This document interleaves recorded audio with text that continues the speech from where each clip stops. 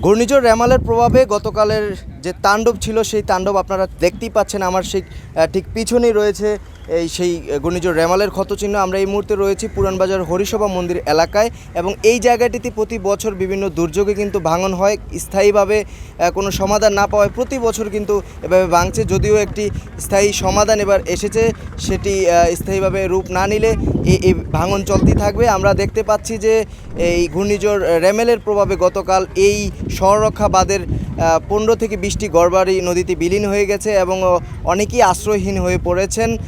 এবং ঠিক এই মুহূর্তে আমরা রয়েছি সেই জায়গাটাতে, আমাদের সাথে ক্ষতিগ্রস্ত অনেকেই রয়েছেন। আমরা কথা বলবো যে গতকাল যে ঘূর্ণিঝড়ের যে প্রভাব সেটি কেমন ছিল, সরাসরি তারা কেমন দেখেছেন। খুব ভয়াবহ ছিল এবং ঢেউয়ের বাড়িতে সব বাড়িঘর নষ্ট হয়ে গেছে। আমার ঘরদুয়ার নদীতে নিয়ে গেছে, জিনিসপত্র ক্ষতি হয়ে গেছে। আমি আমার বিপদগ্রস্ত পড়ে গেছি, এই অবস্থার মধ্যে আছি। একটু বলবেন যে কি হয়েছিল কালকে, একটু বলে। কালকে অনেক ঝড় হয়েছে, তারপরে 10 ফুট উঁচু পানিতে উঠে গেছে। তারপরে ঢেউ আসছে, আর আমারও অনেক বসত বাড়ি ঘর তলিয়ে গেছে। তারপরে আমাদের গরু ছিল, ছাগল ছিল, ওগুলো নিয়ে গেছে, ফার্ম ছিল। অনুরোধ করতেছি তাইভাবে যদি একটা সমাধান না করে, তাহলে আমরা এইভাবেই তো গৃহিণী হয়ে গেছি, আশ্রয়হীন হয়ে গেছে, আরও আমাদের করুণ অবস্থা হয়ে যাবে। আমি দয়া করে সরকারের কাছে প্রার্থনা করছি যে আমাদের এটা স্থায়ীভাবে একটা সমাধান করে।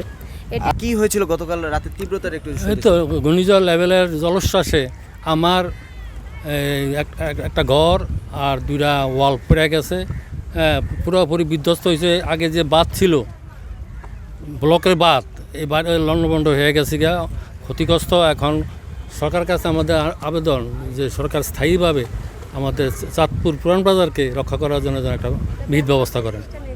আপনার কি হয়েছে একটু শুনতে চাই। আমার ওই নদীর পাড়ের লাগে আমি তো থাকি, আমার ওই গড়দা ভেঙে গেছে। এখন এই যে সারা বছর ঘূর্ণিঝড় হয়েছে, কিন্তু এবারের মতন আমরা দেখি নাই কোনো কিন্তু যে ঘূর্ণিঝড় হয়েছে, যে ঢেউ হয়েছে, আমাকে সালের উপরে দেওয়া পর্যন্ত পানি গেছে। আমরা তাই ভয়ে আমরা যেভাবে পাচ্ছি থাল বাসন যা ছিল সব আমরা মনে করুন সরে এলাইছি। আমার গড়ও পর্যন্ত ভেঙে গেছে, যে হবে ঠিক করে আইছি। এখন সরকারের কাছে আবেদন, আমাদের এই নদীটা যেভাবেই হোক বান্ধব, আমগর একটা থান অবস্থান করে দেখ, এই সরকারের কাছে আমাদের আবেদন। তো আমরা শুনছিলাম যারা ক্ষতিগ্রস্ত রয়েছেন তারা কিন্তু জানালেন তাদের মনের আকুতি। প্রতি বছরই কিন্তু এই নদী ভাঙনে তারা কিন্তু যখন নদী ভাঙন শিকার হন তারা কিন্তু নির্ঘুম রাত কাটান এবং তারা আশ্রয়হীন হয়ে পড়েন। এবং এই সম্প্রতি পানি উন্নয়ন বোর্ড একটি প্রকল্প হাতে নিয়েছেন, যেটি স্থায়ীভাবে সমাধান হলে এই ভাঙনটি রোধ করা সম্ভব এবং তেমনটি জানিয়েছেন তারা, যেটি দ্রুত এই যে কার্যক্রমটি রয়েছে সেই কার্যক্রমটি দ্রুত করা হোক, তেমনটি তাদের দাবি। তো এই ছিল ঘূর্ণিঝড় রেমালের ক্ষতিগ্রস্তদের চাঁদপুরের সর্বশেষ।